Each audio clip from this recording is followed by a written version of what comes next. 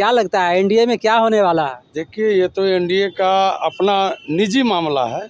जिस दिन 362 की संख्या इसकी पार हो गई, उस दिन बाबा साहब भीमराव अम्बेडकर का संविधान खत्म। ये बताइए नरेंद्र मोदी जी कि मणिपुर में जो हिंसा हो रहा था, हमारी माता बहनों को नंगा घुमाया जा रहा था, तो आप कहाँ गए थे? आज तक इतिहास में किसी वर्ल्ड में भी किताब कॉपी पर टैक्स लगा था क्या? भारत में लगा है।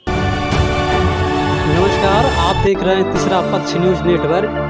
आज जैसा कि आप देख रहे हैं कि हम चाय की दुकान पर बैठे हुए हैं और यहाँ पर कुछ लोग मौजूद भी हैं जो कि राजनीतिक बुद्धिजीवी लोग हैं, राजनीतिक से काफ़ी अपडेट रखते हैं। अभी जैसा जो माहौल चल रहा है एनडीए में सीट शेयरिंग को लेकर, हालांकि चाचा भतीजा जो थे पारस जी और चिराग पासवान जी का तो सीट मिला, पर पारस जी का एक भी सीट नहीं मिला। आइए कुछ सवाल इन्हीं से लेते हैं। हमारे साथ झुग्गी झोपड़ी प्रकोष्ठ के आरजेडी के कवि जी हैं, जरा उनसे एक सवाल लेते हैं और जानते हैं कि सर ये बताइए कि चाचा जी का तो एक भी सीट नहीं मिला, पशुपति पारस जी का, और चिराग पासवान जी को तो सीट मिला है। क्या लगता है एनडीए में क्या होने वाला है? देखिए, ये तो एनडीए का अपना निजी मामला है, लेकिन एक चीज़ तो चरितार्थ हो चुका है कि अमित शाह या नरेंद्र मोदी या बीजेपी के नेताओं के कथनी और करनी में फर्क है। ये बिल्कुल सही साबित हुआ है कि कल हमारे ऊपर गोरा अंग्रेज थे, आज ये करिया अंग्रेजों राज कर रहे हैं। ये परिवार को लड़ाने का काम किया और पशुपति पारस जी को कुछ खास नहीं, जो बोए हैं वो काट रहे हैं। बोए बोर पेड़ बबूल का तो आम कहाँ से पाए? उन्होंने रामविलास जी का बनाया हुआ धरोहर को तोड़ने का काम किया और आज वो खुद गड्ढे में गिरे हैं। ये उनकी अपनी गलती का परिणाम है। मतलब है कि चाचा भतीजा को इस्तेमाल किया गया इंडिया में? ये सभी को इस्तेमाल कर रहे हैं। ये नरेंद्र मोदी जी देश के हर एक राज्य में जाते हैं, वहाँ के स्थानीय नेताओं को गाली देने का काम करते हैं। ये सबसे बड़ी इनकी गुनाह है और ये तमाम जनता जान रहा है। और ये सिंगुफा जो छोड़ रहे हैं ना 400 के पार, मैं एससी एसटी ओबीसी को आगाह करना चाहता हूँ। जिस दिन 362 की संख्या इसकी पार हो गई, उस दिन बाबा साहब भीमराव अम्बेडकर का संविधान खत्म हो गया। ये बहुत बड़ा षड्यंत्र चल रहा है और मैं चाहूँगा कि इस पर पूरे देश के लोग आवाज़ उठाएं। ये तो गुमराह करने की बात है। उसको जब तक यूज करना रहा, पशुपति पारस को सिर पर बैठाया और आज उसको गली का गेंद बना करके लूट लगा दिया।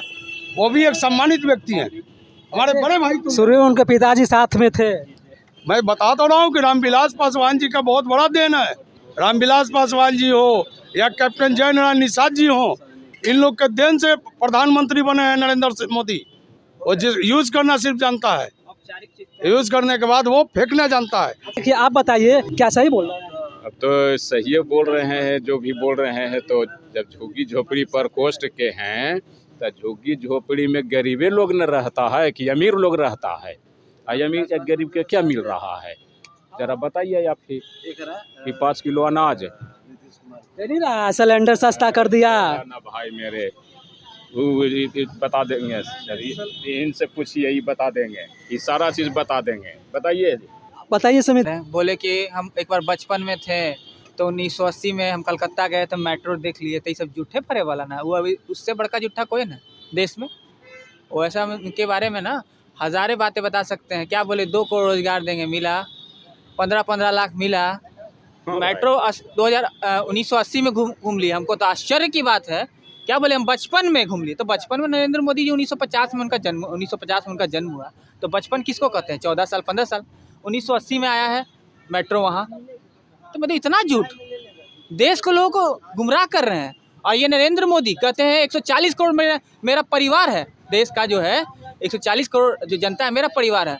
तो ये बताइए नरेंद्र मोदी जी कि मणिपुर में जो हिंसा हो रहा था, हमारी माता बहनों को नंगा घुमाया जा रहा था, तो आप कहाँ गए थे? आपसे सवाल किया जाएगा और इस देश की जनता एक एक परिवार जो बता रहे हैं, एक एक परिवार का लोग आपसे पूछ रहा है और ये जानना चाह रहा है कि 140 करोड़ जनता ये जानना चाह रही है कि हम जब हमारी बहन बेटियों को नंगा घुमाया जा रहा था तो आप कहाँ मर गए थे?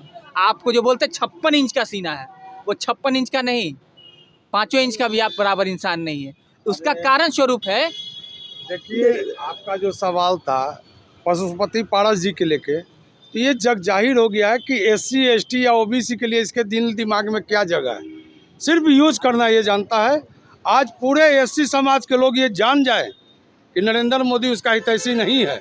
वो एससी समाज से ही आते हैं, पशुपति कुमार पारस जी। आज उसके समाज साथ से। क्या हर्ष किया है? ये बात करता है एससी एसटी, अपने आप को कभी बैकवर्ड बन जाता है, कभी मोस्ट बैकवर्ड बन जाता है। ये नाटक उनका अब चलने वाला नहीं है। एक एक बच्चा जान चुका है। आज तक इतिहास में किसी वर्ल्ड में भी किताब कॉपी पर टैक्स लगा था क्या? भारत में लगा है। रोटी दाल पर टैक्स लगा है कहीं का पृथ्वी पर? सिर्फ भारत में लगा है। देखिए मोदी जी का तो गारंटी है, वो कहते हैं जो पूरा करते हैं। गारंटी। अरे जो अपना पत्नी को 7 वचन दे करके नहीं निभाया, वो हमारा जो अपना पत्नी को गारंटी नहीं दे सका है? ये भाई वो हमारे आपको गारंटी, और हम लोग विश्वास करें। रहता ना, क्या बोल रहे हैं? गारंटी अगर जो रहता ना तो 2014 में 15 लाख घोषणा हुआ था, तो आज हमको डबल 30 लाख रुपया हो जाता। समझे ना? अब बताइए साला, ये पॉकेट देखिए खाली है, क्या किया जाए? ये कहाँ गया? ये पूछिए, सारा चीज बतावेंगे।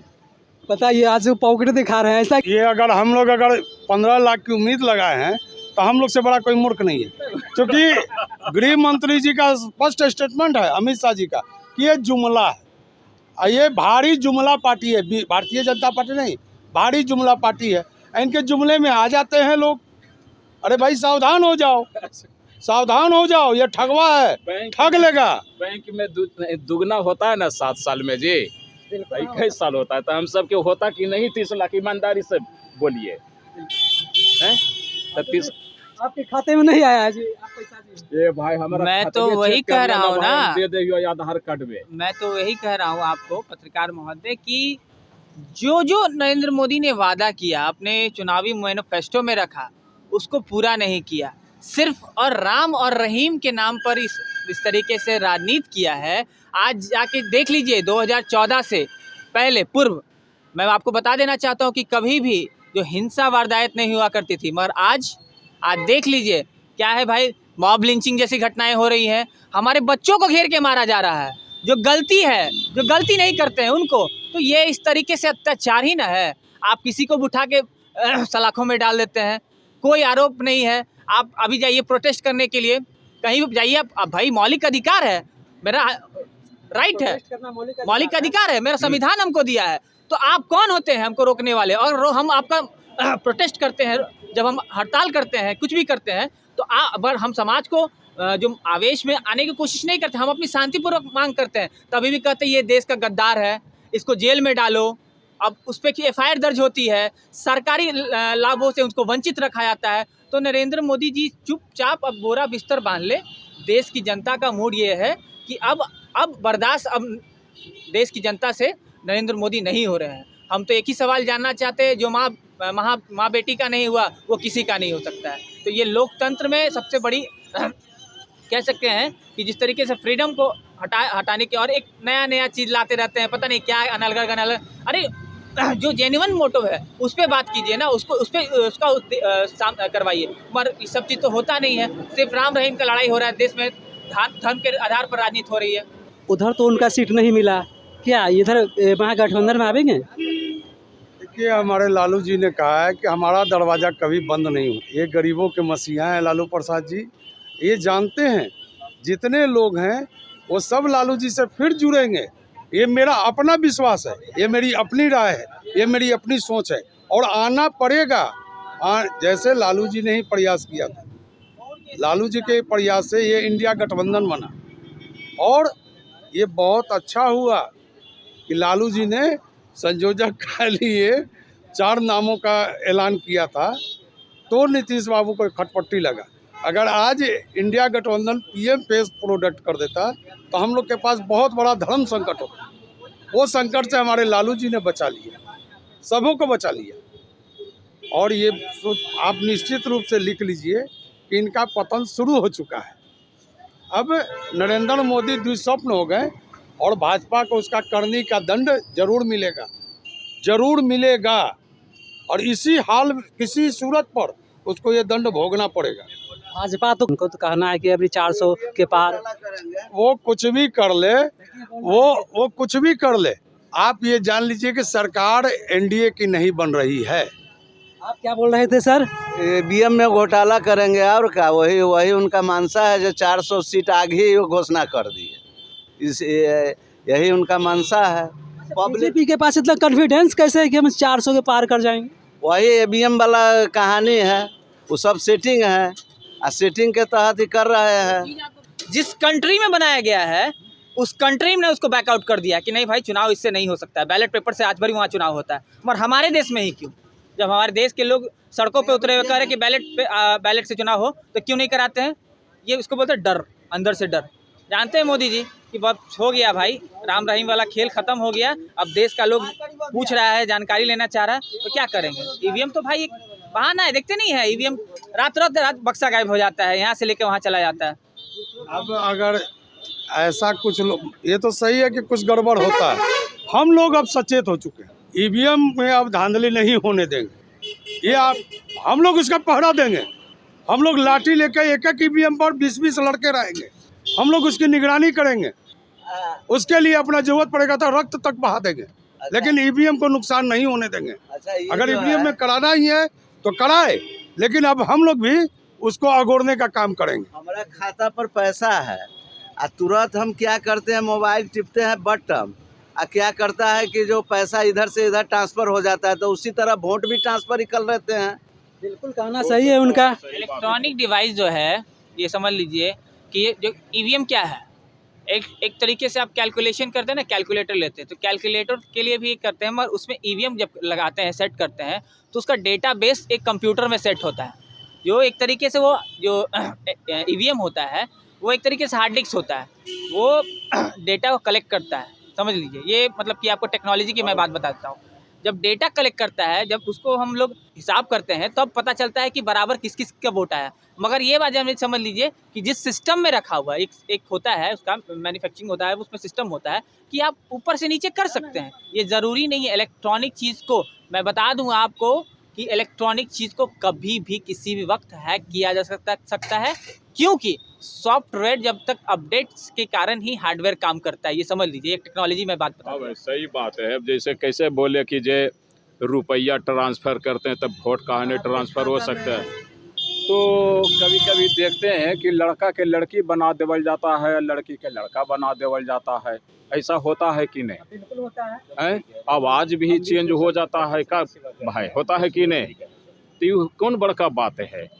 अब इस पर क्या यह निर्णय जनता सब लेता है? देखिए, चुनाव आयोग को तो ये करना चाहिए कि चुनाव जो हैं, अभी पूरे देश में मांग ये है कि ईवीएम से चुनाव नहीं होना चाहिए, अब बैलेट पेपर से होना चाहिए। तो चुनाव आयोग को कम से कम इस चीज़ों को समझना चाहिए कि देश का मांग क्या है।